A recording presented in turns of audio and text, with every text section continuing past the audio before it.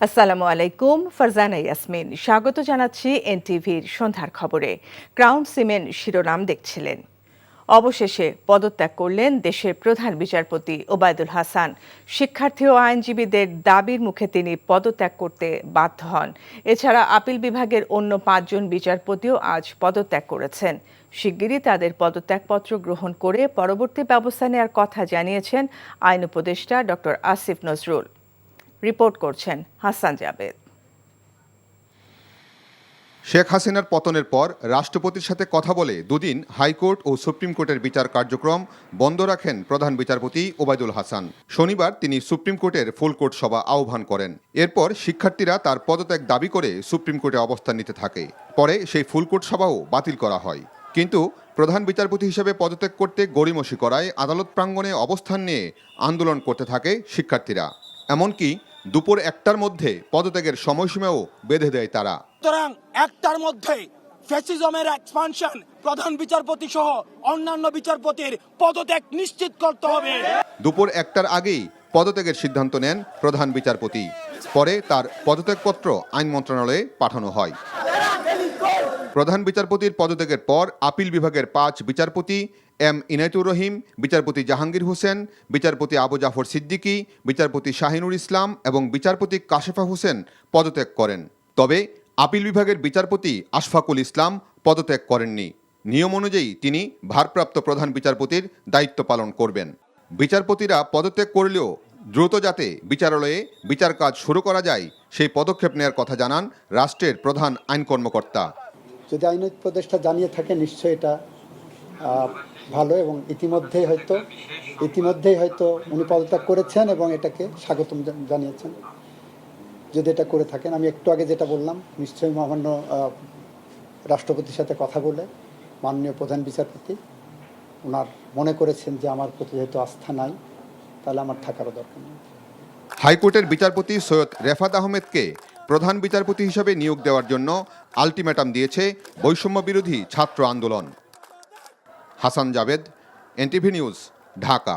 ছাত্র জনতার গণ আন্দোলনে হত্যাকাণ্ডে জড়িতদের দ্রুত বিচারের আওতায় আনা এবং ফৌজদারি মামলা প্রত্যাহার সহ 5 সিদ্ধান্ত নিয়েছে বলে জানিয়েছেন অন্তর্বর্তীকালীন সরকারের আইন উপদেষ্টা ডক্টর আসিফ নজরুল।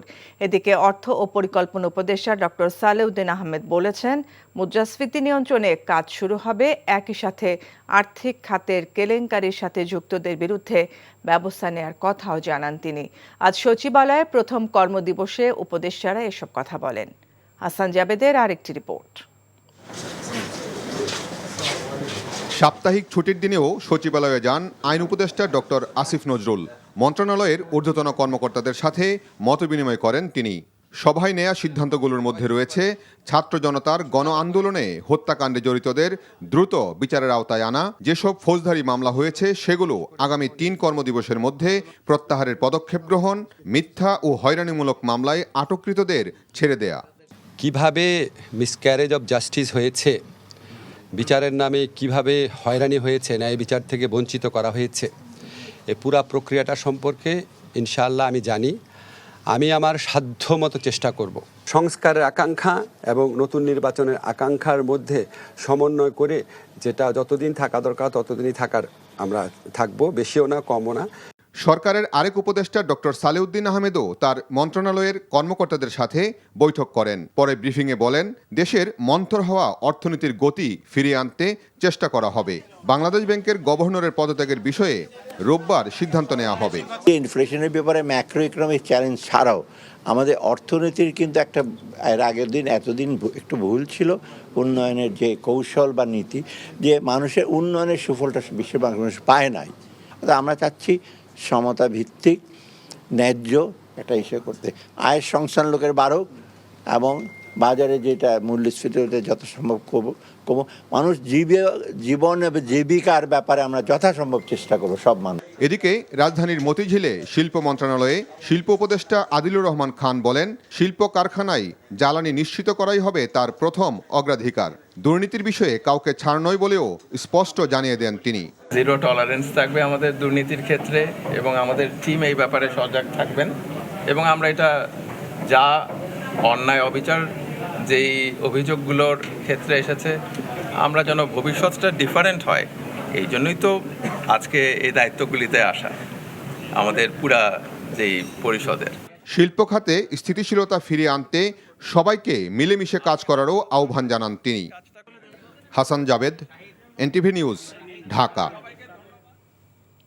ধর্ম উপদেষ্টা ডক্টর আফম খালিদ হোসেন বলেছেন, সংখ্যালঘু সম্প্রদায় সহ কারো উপরেই যাতে কোনো হামলা নির্যাতন না হয় সেদিকে তার মন্ত্রণালয় কাজ করছে। কোনো নির্যাতনে কাম্য নয়, সৌহার্দ্যপূর্ণ পরিবেশ বজায় রাখতে সবার প্রতি আহ্বান জানান তিনি। সংখ্যালঘুদের জানমাল, ইজ্জত, সম্পত্তি, উপাসনালয় এগুলো রক্ষার জন্য, তাদের নিরাপত্তা বিধানের জন্য, তাদের মনে যে আতঙ্ক তৈরি হয়েছে বা আতঙ্ক তৈরি করছে কেউ, এই আতঙ্ক দূর করার জন্য আমরা কিছু গুরুত্বপূর্ণ ব্যবস্থা নেব। আমি সংখ্যালঘু সম্প্রদায়ের যারা নেতৃবৃন্দ আছেন তাদের সাথেও বসবো, তাদের সাথে আলোচনা করব, তাদের পরামর্শ নেব এবং আমাদের অগ্রাধিকার পাবে প্রায়োরিটি হচ্ছে যে আইন শৃঙ্খলার উন্নয়ন। স্বৈরাচার মুক্ত দেশ পুনর্গঠনে কাজ করবেন বিএনপি নেতাকর্মীরা। রাজধানীর নয়াপল্টনে বিএনপির কেন্দ্রীয় কার্যালয়ের সামনে সমাবেশে বক্তারা দাবি করেন, শেখ হাসিনার পতন হলেও এখনও ফ্যাসিবাদী শক্তির সমর্থক ব্যক্তিরা গুরুত্বপূর্ণ দায়িত্বেই বহাল আছে। ফলে তাদের ষড়যন্ত্রের কারণে দেশ আবারও অস্থিতিশীল হয়ে উঠতে পারে। অবিলম্বে সেসব ব্যক্তিদের দায়িত্ব থেকে সরানোর দাবি জানান বিএনপি নেতারা। এদিকে বিএনপি নেতাকর্মীদের সহায়তায় ঢাকার বিভিন্ন এলাকায় বিপণী বিতান খোলা হয়েছে।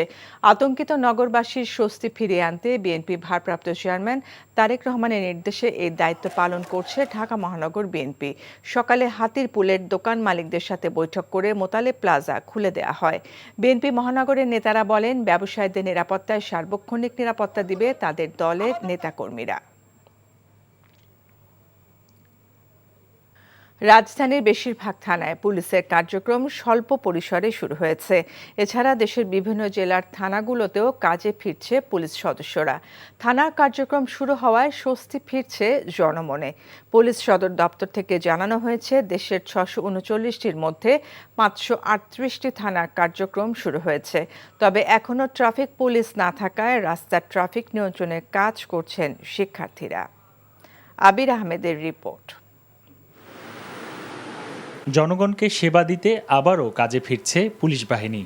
শনিবার রাজধানীর বিভিন্ন থানায় গিয়ে দেখা যায় সেনাবাহিনীর সহায়তায় কার্যক্রম শুরু হয়েছে। সিরাজগঞ্জে পুলিশ হত্যার 6 দিন পর চালু হয় থানা পুলিশের কার্যক্রম। আমাদের থানার কার্যক্রম আজকে থেকে শুরু হচ্ছে, কালকে একদম পূর্ণতম শুরু হবে। আশা করি এলাকার নিরাপত্তা আবার এবং আইন শৃঙ্খলা আবার ফেরত আসবে। অলরেডি থানাগুলো আশেপাশে আমাদের ট্রুপসরা আছে এবং আমরা চেষ্টা করছি জনমনে যেন আবার শান্তি ফিরে আসে। আর এটার জন্য আমি সকলের ঐকান্তিক সহযোগিতা কামনা করছি। রাজশাহী মহানগর ও জেলা পুলিশের 20টি থানার কার্যক্রম শুরু হয়েছে। পুলিশের পাশাপাশি প্রতিটি থানায় সেনা ও আনসার সদস্যরাও রয়েছেন। চট্টগ্রাম মহানগরীর 16টি থানার মধ্যে 11টি থানার কাজ শুরু হয়েছে। কুমিল্লা সেনানিবাসের জিওসি সদর দক্ষিণ মডেল থানা পরিদর্শন করেন। শনিবার সকাল থেকে খুলনা মহানগরীর 8 থানার মধ্যে 3টি থানার স্বাভাবিক কাজকর্ম শুরু করেছে পুলিশ। তাদের সহায়তা করছে সেনাবাহিনী ও নৌবাহিনীর সদস্যরা। গোপালগঞ্জে সীমিত আকারে সেনাবাহিনীর সহায়তায় থানার কার্যক্রম শুরু হয়েছে। এছাড়া পিরোজপুর, ঝালকাঠি, মাগুরা, নওগাঁ, ব্রাহ্মণবাড়িয়া সহ দেশের বেশিরভাগ জেলার থানাগুলোতে পুলিশের কার্যক্রম শুরু হয়েছে। এদিকে আনসার বাহিনীর পাশাপাশি আজও ট্রাফিক নিয়ন্ত্রণ সহ সেবামূলক কাজ করতে পেরে খুশি শিক্ষার্থীরা। আগামীতে যারা প্রশাসনে আসবে তারাও যেন এরকম রাস্তাঘাট ক্লিন থাকে, কখনো কোথাও যেন চাঁদাবাজি না হয়, কোথাও জটলা না বাঁধে। মধ্যরাতে পুরো ঢাকা যখন ঘুমন্ত নগরী, ঠিক তখন নির্ঘুম চোখে রাজধানীবাসীর নিরাপত্তার দায়িত্ব নিজ কাঁধে তুলে নিয়েছেন শিক্ষার্থীরা। আবির আহমেদ, এনটিভি নিউজ, ঢাকা। বৈষম্য বিরোধী ছাত্র আন্দোলনে মীর মাহফুজুর রহমান মুগ্ধের স্মৃতি স্মরণে গ্রাফিতি, দোয়া এবং দুস্থদের খাবার বিতরণ কর্মসূচি পালিত হয়েছে। উত্তরায় মুগ্ধের আবাসিক এলাকায় সড়কটির নামকরণ করা হয়েছে শহীদ মুগ্ধ সরণি। এ সময় শিক্ষার্থীরা বলেন, শহীদদের স্মরণে রেখে সব অন্যায়, অনাচার ও বৈষম্যের বিরুদ্ধে শিক্ষার্থীরা ভবিষ্যতেও মাঠে থাকবে। নিয়ামুল আজিজ সাদেকের রিপোর্ট। পানি লাগবে পানি, দেয়ালে দেয়ালে শহীদ মুগ্ধের সেই কথাটি এখনো যেন জীবন্ত লাখো শিক্ষার্থীর কণ্ঠে। উত্তরায় প্রিয়াঙ্কা সিটির মুগ্ধ নেই, কিন্তু তার স্মৃতি জাগরুক করে রাখছে শিক্ষার্থীরা। দেয়াল অঙ্কনে মুগ্ধের সেই ছবি আর নানা স্লোগান।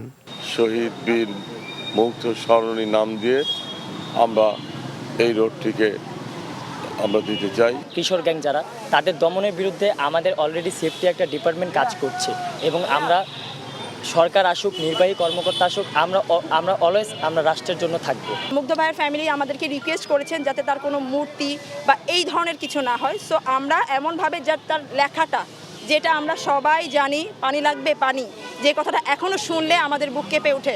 আন্দোলনে শিক্ষার্থীদের সহযোগিতার সময় নিজের প্রাণটাই বিলিয়ে দিয়েছিলেন। ছাত্রছাত্রীদের দাবি, বৈষম্যের বিরুদ্ধে এখনো একাট্টা তারুণ্য। আমরা চাচ্ছি যে দেশটাকে আমরা আগায় নিয়ে যাব, কিন্তু সবার আগে আমাদের যে একটা কথা, আমার কথাটা হচ্ছে যে আমরা দেশ সংস্কারের আগে, দেশ পরিষ্কার করার আগে নিজেদের মনকে পরিষ্কার করতে হবে। যারা আগে ভুল করছে তাদেরকে আমরা দূরে সরাই দেবো তা না। উত্তরায় বৈষম্য বিরোধী ছাত্র আন্দোলনের দিনগুলো গ্রাফিতে যেন জীবন্ত হয়ে ধরা দিচ্ছে। এলাকার মানুষের ভালোবাসায় সিক্ত শহীদরা। যাতে বেহেশতে নসিব করে সবার জন্য দোয়া করবেন। ধন্যবাদ। নিয়ামুল আজিজ সাদিক, এনটিভি নিউজ, ঢাকা।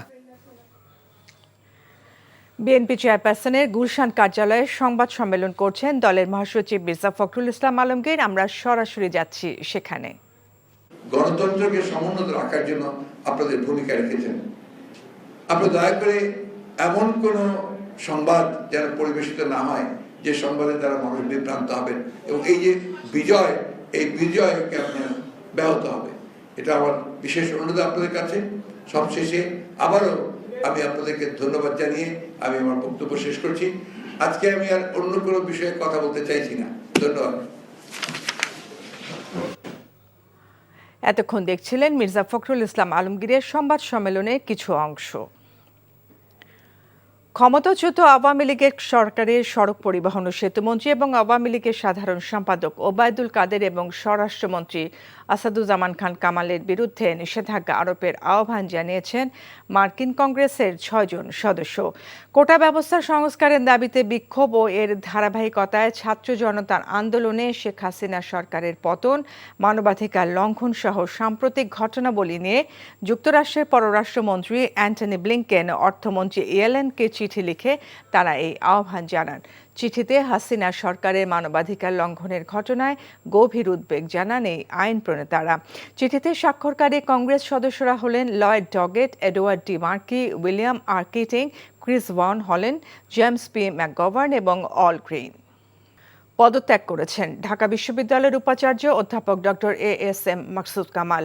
আজ শিক্ষা মন্ত্রণালয়ে তিনি তার পদত্যাগপত্র জমা দেন। চলমান পরিস্থিতিতে বিশ্ববিদ্যালয়ের মঙ্গলের পাশাপাশি শিক্ষার্থীদের দাবি পূরণে তিনি পদত্যাগ করেছেন বলে উল্লেখ করেন।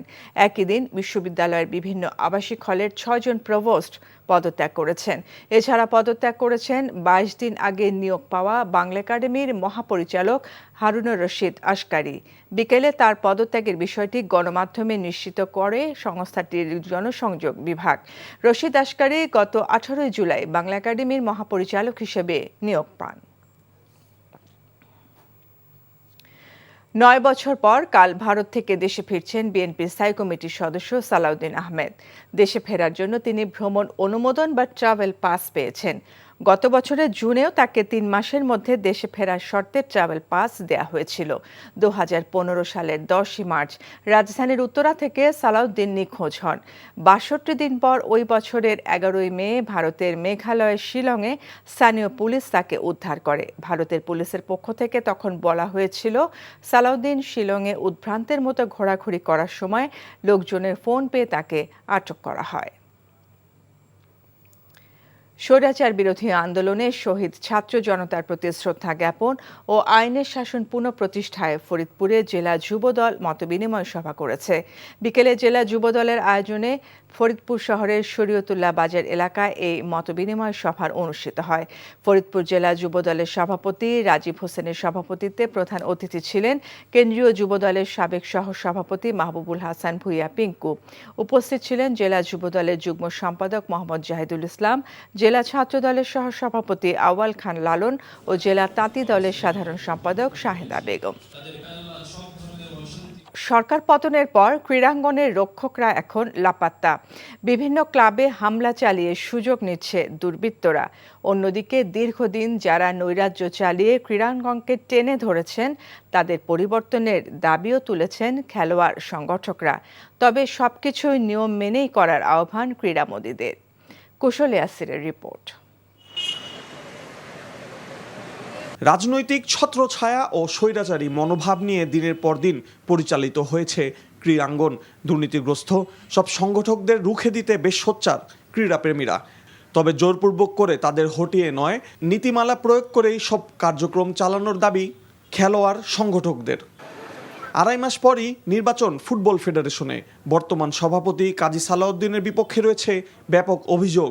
মতিঝিলে ফুটবল ফেডারেশন ভবনে উপস্থিত হয়ে সাবেক ফুটবলাররা বলেছেন, কার্যক্রম চালিয়ে নিতে ফিফার গাইডলাইন মেনেই পদক্ষেপ নেওয়া উচিত। তা আমরা যদি এখানে আন্দোলন করে ফুটবলিস্ট টোটালি স্টপ হয়ে যায় তাহলে তো ক্ষতিকার, ফুটবল প্লেয়ারদের ক্ষতি, আমাদের নেক্সট জেনারেশনের ক্ষতি। এখানে যদি হামলা করে বা ভাঙচুর করে তাদের উপরে কিন্তু একটা, এখানে কিন্তু মেয়েরা থাকে, যা সবার আগে আপনাকে বুঝতে হবে, তারা যেন কোনোভাবে বিপদগ্রস্ত না হয়, তারা যেন ঠিকভাবে থাকতে পারে। এদিকে আবহানী, ফোর্টিস এফসি সহ একাধিক ফুটবল ক্লাবে হামলার পাশাপাশি ব্যাপক লুটপাট চালানো হয়েছে। মাঠে খেলা ফেরাতে এখনই প্রয়োজনীয় পদক্ষেপ নেওয়া জরুরি বলে দাবি ক্লাবগুলোর। অন্যদিকে পুরুষ ও নারী দল নিয়ে নানা ব্যস্ততা থাকলেও ক্রিকেট বোর্ডে আসছেন না পরিচালকরা। ব্যর্থতার কারণেই তারা পলাতক বলে দাবি বিকেএসপির সাবেক এই কোচের। তারা তাদের দায়িত্বটা ঠিকমতো সে সময় পালন করেনি। যদি ঠিকমতো পালন করতেন তাহলে আমার মনে হয় তারা সাহস করে আসতে পারতেন। রিফর্মেশনের ব্যাপার যদি আমরা বলি, অনেক সমস্যা আছে, but at the end of the day আমরা তো ডেফিনেটলি চাইবো এমন একটা বোর্ড হোক যেখানে ভালো একজন লিডার থাকবে।